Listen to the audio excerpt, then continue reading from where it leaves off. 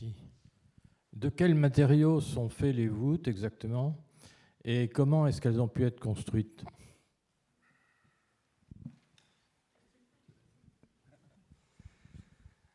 Alors, c'est bien compliqué et c'est ce qu'on aimerait. C'est une question qu'on se pose aussi. Voilà. Pour Notre-Dame, c'est assez facile parce que l'épaisseur des voûtes est faible. Donc, sur une épaisseur de 15 cm, vous pouvez imaginer qu'il n'y ait qu'une seule rangée de pierres. Quand les voûtes commencent à faire 45 cm comme à Chartres ou 60 cm comme à Reims, je ne sais pas parce qu'on n'a pas démonté les voûtes de la cathédrale de Chartres ni celles de la cathédrale de Reims, mais je peine à croire que ce soit des pierres d'un seul tenant sur 45 cm d'épaisseur qui soient ajustées les unes aux autres. À l'extrado, quand il n'y a pas de chape, on voit souvent des blocs de pierre noyés dans une sorte de mortier. Mais ça ne nous renseigne pas sur la structure interne. Donc je n'ai pas de réponse précise à vous apporter parce que justement l'épaisseur variable des voûtes permet de penser que chaque cathédrale est particulière. Sur des voûtes qui font 25 cm d'épaisseur, comme les voûtes de la cathédrale de Rouen, par exemple, on a des photos. Il se trouve que l'architecte en chef des monuments historiques, Richard Duplat, qui s'est occupé de la reconstruction d'une partie des voûtes du chœur de la cathédrale de Rouen, a documenté sa reconstruction. Les voûtes avaient été crevées, c'était après la tempête de 1999, il y avait un pinacle qui avait été renversé par le vent, qui avait perforé la toiture et qui était tombé sur les voûtes. Donc il y avait un trou, on a pu voir par la tranche, et on a vu que là, avec 25 cm, il n'y avait quand même qu'une rangée de pierres, mais que les pierres étaient posées comme des dalles verticales, c'est-à-dire de champ. Mais je ne peux pas vous assurer qu'à Chartres, sur 45 cm d'épaisseur, ou à Reims, sur 60 cm d'épaisseur, ça soit la même construction. Pour les méthodes de construction, là aussi, il n'y a pas de règle générale, mais l'idée qui est la plus souvent soutenue, c'est qu'il y avait des cintres dont a parlé Arnaud Hibert dans sa communication, donc une construction en bois qui était là le temps du chantier. On construisait, montait les pierres et puis on les maçonnait, on les liait par du mortier. On attend que le mortier soit non pas complètement sec mais suffisamment durci, et puis on peut décintrer, c'est-à-dire descendre le cintre. Et après, il faut espérer que le mortier soit bien durci. Voilà, je ne sais pas si ça répond exactement à votre question, mais je pense que Rémi Fromont pourrait aussi apporter des tas de compléments sur ces questions techniques, puisque à Notre-Dame, alors c'est plus Pascal que vous, mais enfin, je pense qu'au sein de l'équipe de maîtrise d'œuvre, vous avez forcément réfléchi à cette question-là. Faut-il supposer que les usages de l'époque imposaient d'emblée une épaisseur à la voûte, ou que, au contraire, l'utilisation des matériaux locaux conditionnait l'épaisseur de la voûte?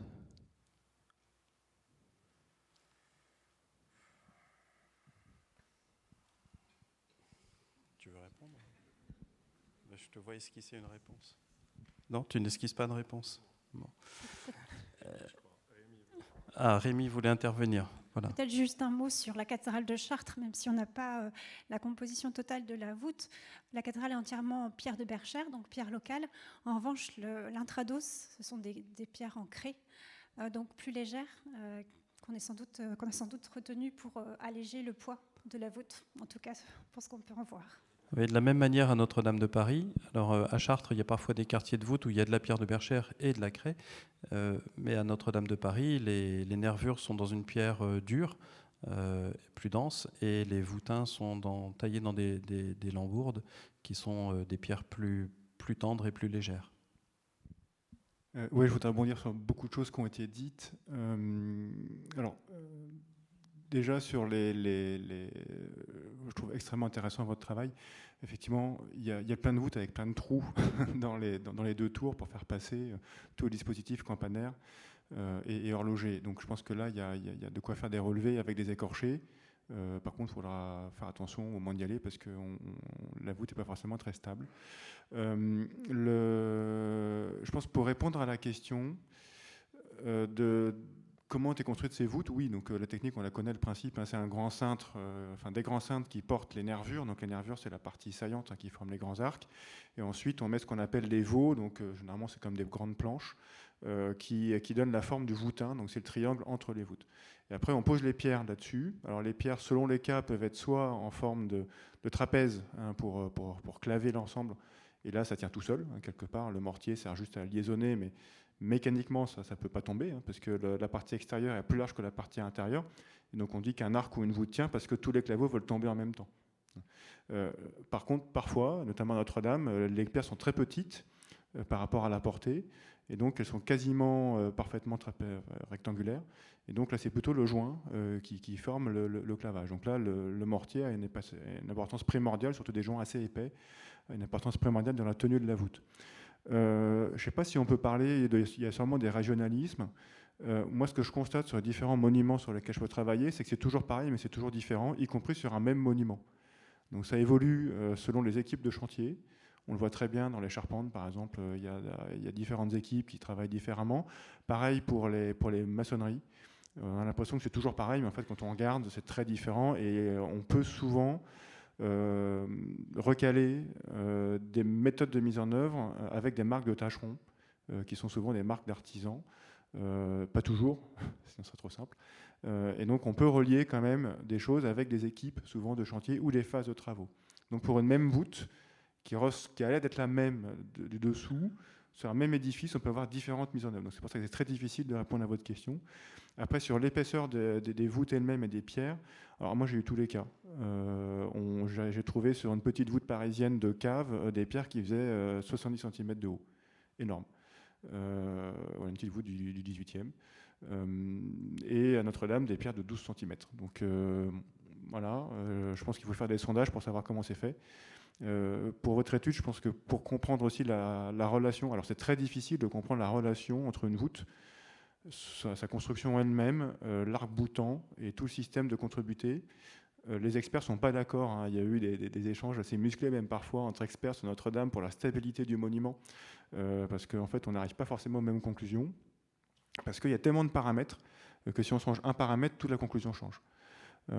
Et donc je pense que la constitution même de la voûte, c'est-à-dire que savoir comment est-ce que parce qu'en fait une grande voûte comme ça sexpartite, il y a des grands arcs qui sont très impressionnants, on parle de 14-15 mètres de portée, 13 mètres à Notre-Dame, mais en fait la portée des voûtins est très petite parce que c'est des petits arcs qui portent de nervure à nervure, donc là on porte sur 4-5 mètres, c'est beaucoup plus fin. Donc finalement, quand on ramène 12 cm à 3-4 mètres, c'est faible, mais c'est pas non plus si fin que ça. Voilà, donc la relation de comment est-ce que le voûtin repose sur la nervure, comment est-ce que la nervure porte sur la maçonnerie, comment est-ce que les nervures, éventuellement le doubleau, viennent repousser sur l'arc-boutant et comment est-ce que l'arc-boutant lui-même est construit, tout ça, ça fait que ça tient plus ou moins bien. Voilà. Et donc il n'y a pas de généralité. Ce qu'on constate juste, c'est l'extrême résilience de ces monuments. Ils sont hyper robustes. Je pense que pour l'information sur l'épaisseur des voûtes de Reims, il doit y avoir plein de photos d'après-guerre qui doivent donner beaucoup d'informations. Et je pense que les photos des dommages de guerre vont être très précieuses pour comprendre justement le fonctionnement de tout ça. Voilà. Je suis désolé, j'ai un petit peu long. Non, mais c'est très bien. Il y a encore une autre donnée, c'est la morphologie des voûtins, parce qu'à Notre-Dame, en fait, c'est ce qu'on appelle des voûtes à double courbure, c'est-à-dire que non seulement il y a la courbure dans ce sens-là, mais un peu comme dans un bateau, il y a une courbure qui est aussi dans ce sens-là. Et l'ensemble fait une structure qui est très résistante, un petit peu comme une coquille d'œuf, qui a cette double courbure comme ça. Alors évidemment, vous pouvez appuyer quand même sur une coquille d'œuf et bon, il ne faut pas appuyer trop fort, sinon on en a plein la main, mais tant que la pression est modérée, par rapport à l'épaisseur, enfin à la grande minceur de la coquille, la résistance est extrême. Donc il y a cette question de morphologie des voûtes qui entre aussi en ligne de compte, je crois. Le bombement général de la voûte aussi change tout au niveau des reports des efforts dans les arcs-boutants. Voilà. Et donc, ce qui est très étonnant, c'est qu'on a aujourd'hui une vision très ingénieriale de ces monuments qu'il y a à notre culture et moderne. On a sur les voûtes sexpartites à Notre-Dame, on a, comme ça a été bien expliqué tout à l'heure, une travée forte, une travée faible sur la voûte. Donc ça veut dire que théoriquement, la travée forte pousse entre 2 et 4 fois plus que la travée faible. Or, on a les mêmes arcs-boutants, travée forte, travée faible, travée forte, travée faible. Il n'y a aucune déformation, ou c'est à peine sensible, les déformations au niveau des murs. Donc ça veut dire qu'en fait, il se passe d'autres choses. Et ça, c'est très difficile à quantifier. Donc je ne sais pas si vous pourrez avancer un petit peu sur le sujet. Je serais très intéressé d'avoir les conclusions de tout ça.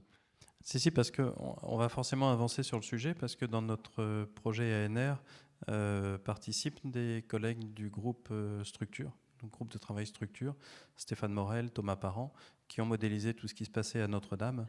Et on voit déjà qu'il y a des petites différences de comportement selon qu'il s'agisse des retombées fortes ou des retombées faibles.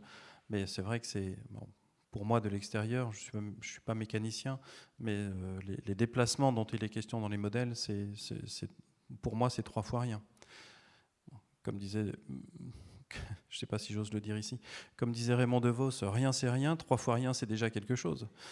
Mais bon, ça ne me semblait pas absolument énorme comme déplacement, mais il y a quand même, d'après les modèles mécaniques, une forme un comportement différent, légèrement différent. Alors, je voulais intervenir. Je suis de ce côté-là. Oui, Jean-Louis Saint-Guénoun, donc on a travaillé, comme l'a souligné Arnaud Hibert, avec Maxime Lhéritier sur la cathédrale de Beauvais. Et je voulais simplement attirer votre attention effectivement sur le fait qu'à Beauvais, on a pu constater par exemple que l'épaisseur de la chape était variable aussi. C'est-à-dire qu'elle peut atteindre plus de 10 cm dans certaines parties des voûtes, notamment en partie basse, et puis un peu moins en haut. Donc il faut effectivement, je pense, pouvoir peut-être faire des petits sondages ponctuels pour voir quelle est cette épaisseur en différents endroits de la voûte, parce qu'elle n'est pas uniforme.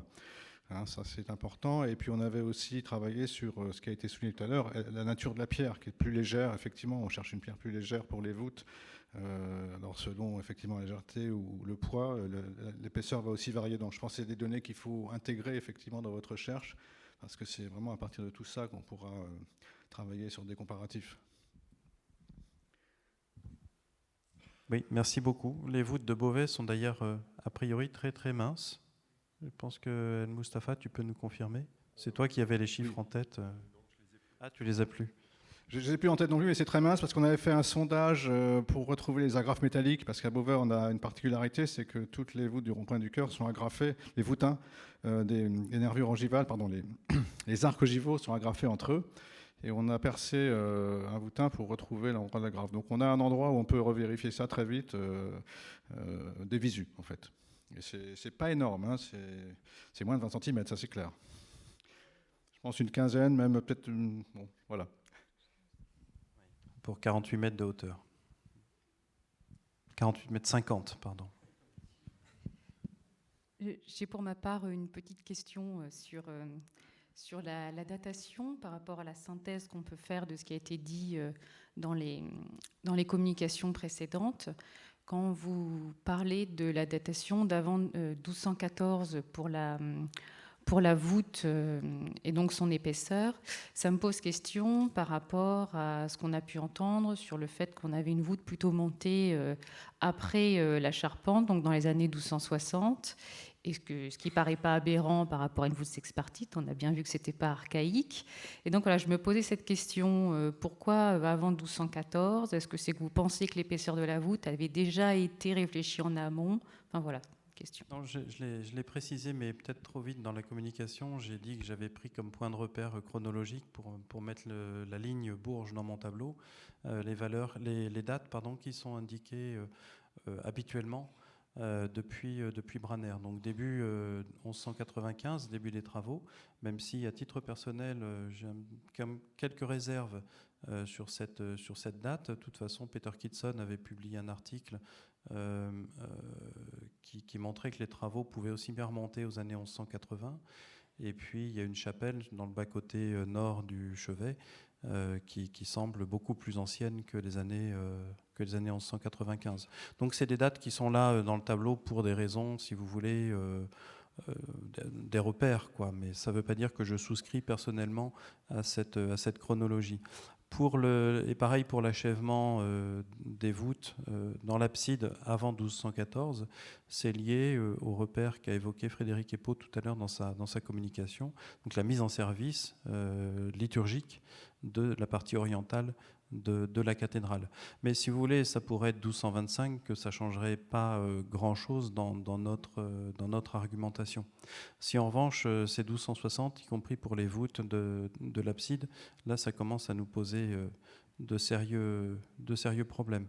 Mais je crois que Frédéric, qui est où? Je ne sais plus. Oui, avait brièvement émis l'hypothèse qu'il aurait pu y avoir une toiture provisoire. Et voilà, ça pose un autre problème, ces questions de chronologie, c'est que les voûtes du chevet de Bourges sont percées d'oculi, et on ne sait pas exactement comment ces oculi quelle est leur relation stratigraphique par rapport au mur. Est-ce qu'ils font partie du tas de charges? Est-ce qu'ils sont donc montés avec le mur? Ou bien est-ce qu'ils font intégralement partie de la voûte? C'est encore des questions qui restent à creuser.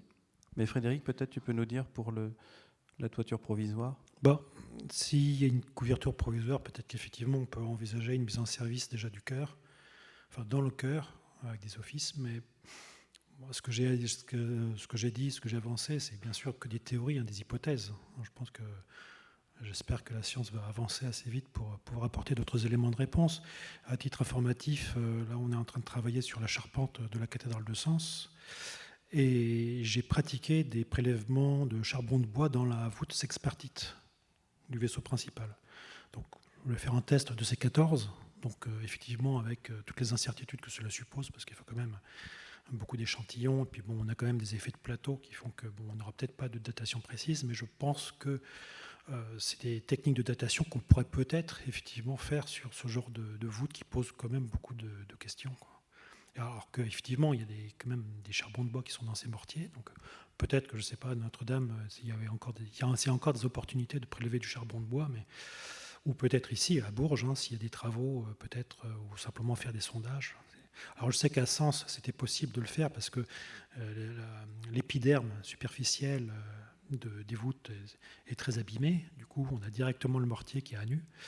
Et voilà. Donc, après, bien sûr, ça dépend des conditions de conservation du dessus des voûtes. À savoir que pour Sens, on a vraiment en mortier de protection qui a l'air quand même assez ancien, puisqu'on a des déchets de taille à l'intérieur qui sont liés certainement au chantier de construction.